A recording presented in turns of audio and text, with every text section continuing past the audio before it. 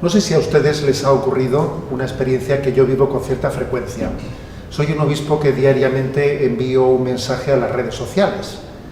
Y a veces, antes de enviar un mensaje que intenta iluminar la realidad de nuestra vida desde la perspectiva de la fe, uno puede llegar a sentir un cierto pánico, cierto miedo.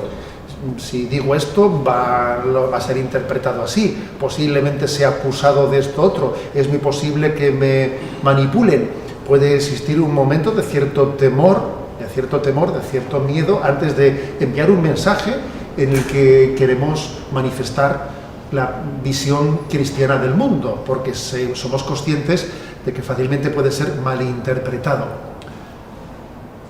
¿Le ha ocurrido a usted eso? A mí me ocurre con frecuencia y tengo que hacer un esfuerzo para vencer ese tipo de presiones del mundo y para recordarnos que existe una batalla cultural, la batalla cultural que tiene lugar a nivel de la conciencia, a nivel de la familia y a nivel de la Iglesia. Les invito a participar en este programa en el que vamos a hablar de cuáles son estas fronteras de la batalla cultural: la conciencia, la familia y la Iglesia.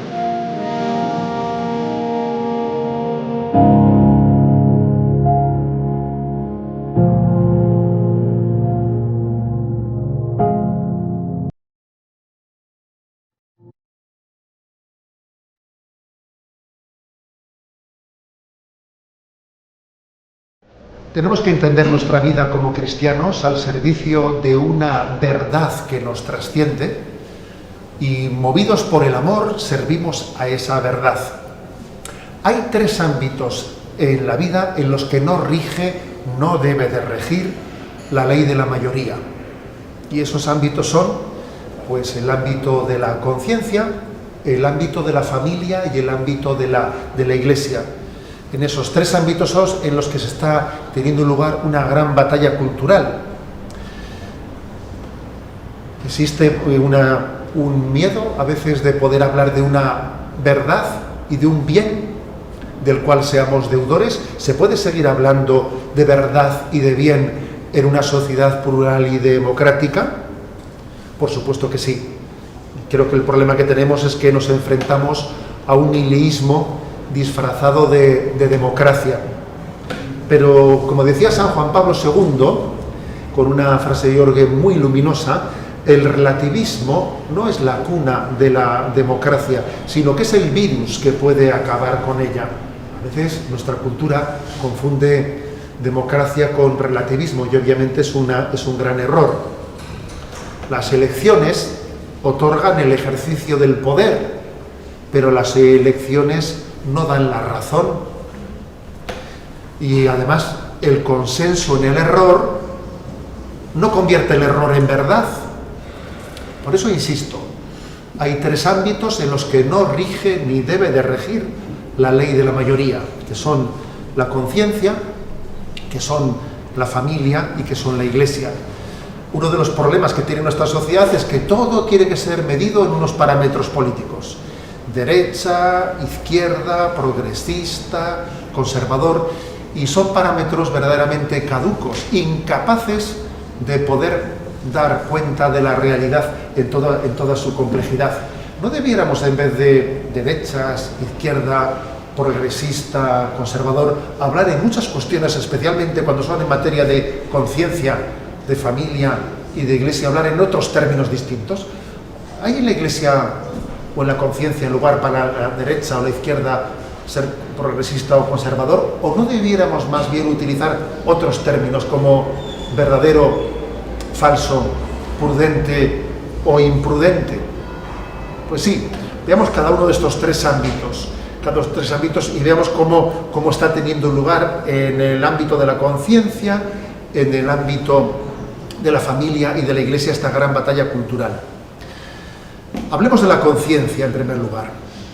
En nuestra concepción cristiana, y creo que además también en una concepción de un hombre natural del hombre, la conciencia se mide sobre la verdad. Sí, la conciencia se mide sobre la verdad.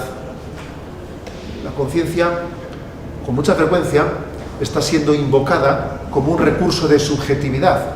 Yo hago con mi conciencia lo que quiero, allá cada uno con su conciencia, ¿no? Con mucha frecuencia se invoca a la conciencia como refugio de subjetividad, en vez de recordar que la conciencia está llamada a responder a una verdad, a medirse con la verdad. Y es curioso porque el vicioso, aquel que está preso de sus vicios y de sus esclavitudes, pues suele estar muy agradecido a los que adormecen su conciencia y a los que no le recuerdan la necesidad de adaptar nuestra conciencia a una regla verdadera. Hay un profeta de la conciencia, y ese profeta de la conciencia fue el beato Newman, que fue beatificado por nuestro Papa Emérito Benedicto XVI. El beato Newman decía lo siguiente: la conciencia no es el refugio de la subjetividad, la conciencia es la voz de Dios, aunque ahora está de moda considerarla de una manera u otra como una simple creación del hombre. La conciencia es la voz de Dios, la conciencia es el vicario natural de Cristo. Eso decía el beato Newman, el vicario natural de Cristo. Es profeta por sus instrucciones, rey por su autoridad. ¿Sí? La conciencia manda en nosotros. Sacerdote por sus bendiciones y anatemas. Por tanto, es algo muy distinto del derecho a hacer o a creer lo que a uno le plazca. Sin embargo, para no pocos, la libertad de conciencia significa el derecho a prescindir de la conciencia. ¡Qué paradoja! A no hacer caso del legislador y el juez, a ser independiente de obligaciones procedentes de esa fuente invisible, de esa voz de Dios que es la conciencia. Seguir la voz de la conciencia es pues ser obediente. Ser obediente. Este es el primer lugar en el que tiene lugar, ¿no? En nuestra cultura actual está haciendo de la conciencia un lugar sin vínculo con la verdad, sin vínculo con la verdad. Y a veces incluso la presentación de la moral, cuando en vez de poder dar una respuesta a difíciles situaciones de discernimiento sobre la moral, cuando fácilmente se dice usted decidirá en conciencia, con mucha frecuencia se puede estar implícitamente haciendo una imagen subjetivista de la conciencia en la que no tiene una instancia de verdad ante la que tiene que ser obediente y fiel. Pero vayamos al segundo ámbito. El segundo ámbito en el que tiene lugar la batalla cultural es el de la familia, que no es una construcción cultural, como la ideología de género pretende decirnos, sino que la familia lleva las huellas del Creador. La gran batalla del momento actual es la batalla de la ideología de género. Tengamos en cuenta que cayeron con el muro de Berlín, cayeron las ideologías, y curiosamente el marxismo, que parece que fracasó, ¿no? Junto con el comunismo, el marxismo parece que como ideología fracasó, parece que se ha convertido en una nueva metástasis, ha habido una metástasis ideológica que se ha reconvertido en la ideología de género. Curiosamente, en esa metástasis del marxismo ahora parece que confluye con el liberalismo, y los que anteriormente eran enemigos, el marxismo y el liberalismo, ahora parecen de la mano todos de la ideología de género. Sí, la gran batalla de nuestro tiempo es la batalla antropológica, es la batalla antropológica. Comenzó siéndolo también por el aborto. Sí, el aborto ha sido un lugar en el que se ha comenzado escenificando esa batalla. Y nosotros tenemos, creo que la perspectiva cristiana que coincide al milímetro con la perspectiva de la ciencia, sabe muy bien que la vida humana comienza en la concepción, no en el consenso. En la batalla cultural actual se pretende decir que es el consenso político el que tiene que decidir el inicio de la vida. No, la vida comienza en la concepción, no en el consenso de los hombres. Les voy a decir que aquí en España estamos viviendo en este momento una gran batalla en torno a la familia. Se están aprobando a nivel de leyes autonómicas muchas leyes que están implementando de alguna manera la ley de la ideología de género, y les voy a leer un pequeño párrafo para que se den ustedes cuenta de en dónde estamos, aunque sé que muchos de ustedes que escuchan este programa desde otras naciones pueden decir, si eso también lo tenemos muy cerca en uno o en otro lugar, pero por desgracia España, la madre patria, en los últimos años, en las últimas décadas, ha ejercido un influjo muy negativo de ser exportadora de este tipo de ideologías nocivas. Les leo el que es el preámbulo de la Ley de Identidad de Género aprobada en Madrid, en el Parlamento Autonómico de Madrid. Dice: la transexualidad es un fenómeno presente en todas las culturas de la humanidad y en todo tiempo histórico. ¿De verdad? ¿Es eso cierto? Se ha de otorgar soberanía a la voluntad humana sobre cualquier consideración física. Repito, soberanía a la voluntad humana sobre cualquier consideración física. Fuera con los genes fascistas que quieren acabar con, que quieren condicionar con nuestra libertad, a la porra con esos genes fascistas, ¿no? La libre determinación del género de cada persona ha de ser afirmada como un derecho humano fundamental. Un derecho humano fundamental, según esta ley, es la libre determinación de si yo soy hombre o soy mujer. Un derecho humano fundamental.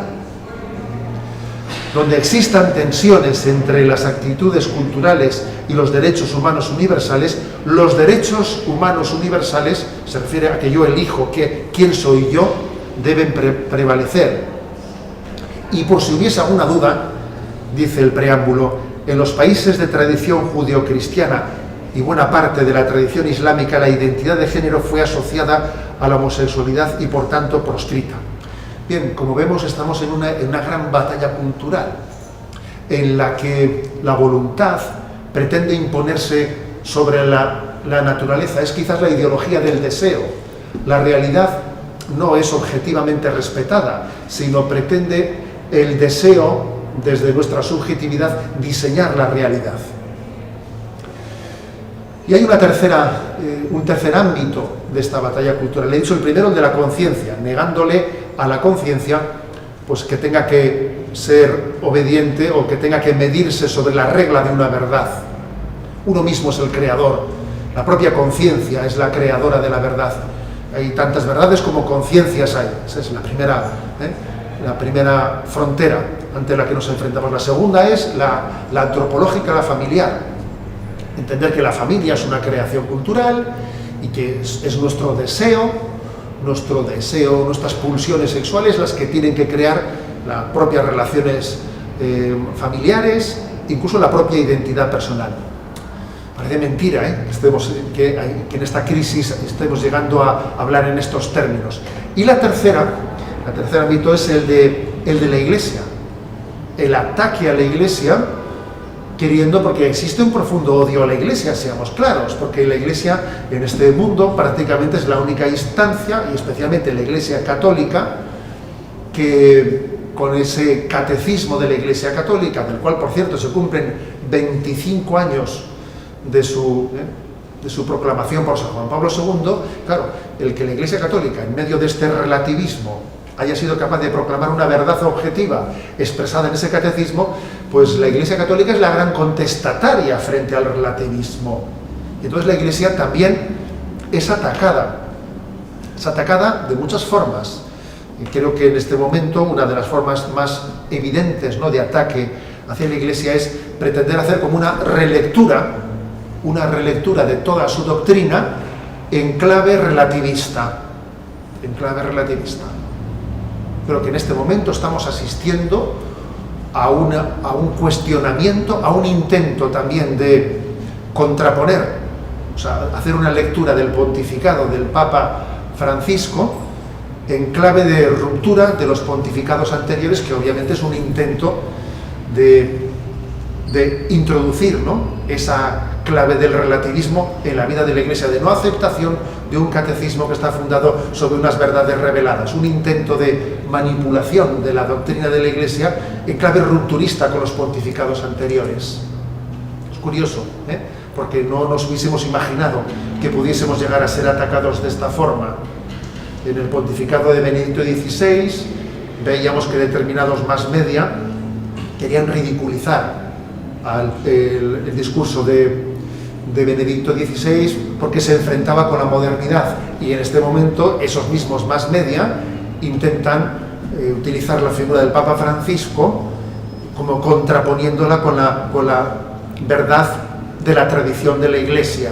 En el fondo, la Iglesia molesta y es atacada según el momento cultural de distintas formas.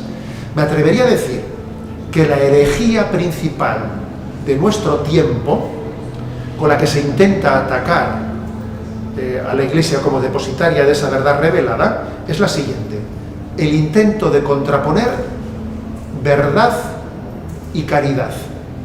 Es una gran confusión, es un intento de desintegración de lo que Jesucristo ha dado unido. Jesucristo es la verdad y Jesucristo es el amor. Lo que Dios ha unido, que no lo separe el hombre. ¿Quiénes somos nosotros para separar amor de verdad? La verdad sin amor es ciega y ciega al mundo. Pero el amor sin verdad no consuela, en realidad hiere. El amor sin verdad parece consolador, pero en el fondo termina hiriendo. Pues creo que nosotros tenemos que responder ante esta manipulación, este intento de disociación, ¿no?, de verdad y de caridad. Un obispo sabe muy bien cuando está hablando qué tipo de predicaciones van a resultar simpáticas y qué tipo de predicaciones van a resultar antipáticas. Un obispo sabe muy bien cuando proclama el Evangelio de Jesucristo, cuando una parte de su predicación va a ser políticamente correcta, va a ser muy bien aplaudida, y otra parte va a ser muy criticada. Como ustedes pueden imaginar, es mucho más fácil a un obispo de la Iglesia Católica en este momento hablar de ecología que hablar de fidelidad matrimonial. Paradójicamente, estamos es mucho más fácil hablar contra los alimentos transgénicos, silenciando el que existe una ideología transgénero, por poner un ejemplo. Qué ridículo es que sea políticamente correcto atacar a los alimentos transgénicos, mientras que nos parece absolutamente normal que exista un transgénero, un cambio de sexo de la propia persona. ¿Cómo es posible que existan esas congruencias? Una tentación, se lo aseguro por propia experiencia, la tentación de un obispo en este momento es hablar únicamente de lo que sea políticamente correcto. Y vamos a dejar para otro día los temas de los que uno sabe muy bien que va a sufrir un desgaste muy fuerte de su propia imagen cuando hable de lo políticamente incorrecto. Esa fue la tentación de Jeremías, cuando dijo, estaba él cansado, ¿no?, de ser siempre el profeta que tenía que hablar contracorriente. Y dijo, no volveré a hablar, no volveré a abrir mi voz, ¿no? Me callaré para siempre, siendo siempre profeta de desgracias. Y sin embargo, la palabra de Dios en él, pues era un fuego que le consumía y que le llevaba a hablar. Sí, estamos llamados a predicar el mensaje de Jesucristo en su integridad, sabiendo que muchos aspectos del Evangelio serán recibidos como bálsamo, pero muchos aspectos del Evangelio también van a ser, sin duda alguna van a ser motivo de, cuando ocurre a veces, ¿no?, como cuando ocurre que una medicina genera una primera, que va a ser sanadora, pero genera una primera reacción, pues que de profundo escozor. A veces si algo escuece es señal de que es sanador. Y con frecuencia tenemos el riesgo de de confundir el amor meramente como el amor con un deseo emotivo o de una falsa consolación. Decía San Agustín, la caridad es la adhesión a la verdad. Es la adhesión a la verdad. Y les voy a inventar a alguien que para ustedes es muy conocido, también muy querido de todos nosotros. Nuestra querida Madre Angélica, decía ella que aquellos que te dicen la verdad te aman. Y aquellos que te dicen lo que quieres oír se aman a sí mismos. Me parece que no se podía decir las cosas con más claridad. La corrección fraterna que ejerce la Iglesia en su predicación solamente tiene una razón de ser, que es el amor. Cuando se ama se corrige. Cuando no se ama, lo que se hace es o callarse con un silencio indiferente o se recurre a la crítica por la espalda. La Iglesia no critica por la espalda, la Iglesia corrige porque ama y lo hace con caridad, pero no se calla lo que debe de decir pues, en nombre de una falsa consolación. Las tres virtudes teologales, por lo tanto, deben de estar profundamente unidas. Lo que Dios ha unido, que no lo separe el hombre. Ni debe de separarse verdad de caridad, ni caridad de esperanza. Las tres virtudes teologales en el fondo son una sola cosa. La caridad es el motor que da fuerza para poder abordar los retos en nuestra vida, pero la fe es el volante. Un coche con mucho motor, pero sin volante, está conducido pues al accidente, ¿no? Y la esperanza son las ruedas del coche. Y los tres ámbitos deben de estar verdaderamente integrados. Un coche necesita un fuerte motor, pero un volante firme y unas ruedas que le den consistencia y adhesión al terreno. Fe, esperanza y caridad, ese motor, ese volante y esas ruedas del coche tienen que estar las tres íntegramente unidas, ¿no?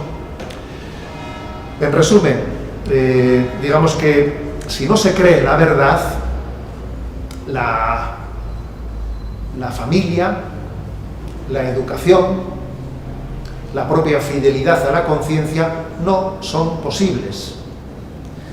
Si no se cree en el amor, no seremos capaces de abordar todas las dificultades que requiere la educación de la conciencia, tener la perseverancia en la educación de nuestros hijos, en la familia. En la educación no tendremos la capacidad de esperanza. Fe, amor y esperanza deben de estar íntimamente unidas. Termino describiendo 4 claves para el apostolado en esta gran batalla cultural en la que estamos. La primera aportación. Tenemos muy claro que aunque tenemos que tener una función profética para denunciar estos desvaríos de nuestra cultura, tengamos muy claro que la primera aportación que podemos hacer es la propia conversión. No creemos en profetas que hablan de los males ajenos y no comienzan por su propia conversión. La garantía de que nuestra palabra profética es auténtica es que vaya ligada a nuestro compromiso de conversión. Si yo en este momento estoy hablando de estas 3 batallas culturales, pero al mismo tiempo no estoy comprometido en mi conversión, es como si hablase de lo ajeno sin hacerme yo presencia en ello con mi compromiso interior. Segundo compromiso, el crecimiento en la comunión entre nosotros.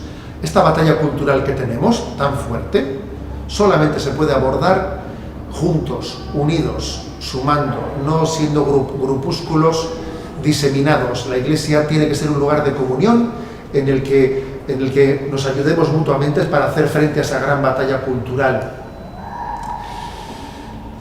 Creo que el tercer elemento es el de la formación. Hay grandes retos, nuevos retos. La ideología de género está introduciendo retos que también requieren de nosotros conocer el terreno que pisamos. Creo que debemos de desarrollar pues una profunda también, un compromiso formativo, en la antropología especialmente. La antropología de San Juan Pablo II me parece que fue providencial. El conocimiento de la antropología de San Juan Pablo II, aquella que fue predicada en las catequesis de los miércoles en la Santa Sede, puede ser un elemento de formación clave y decisivo para esta gran batalla cultural en la que estamos.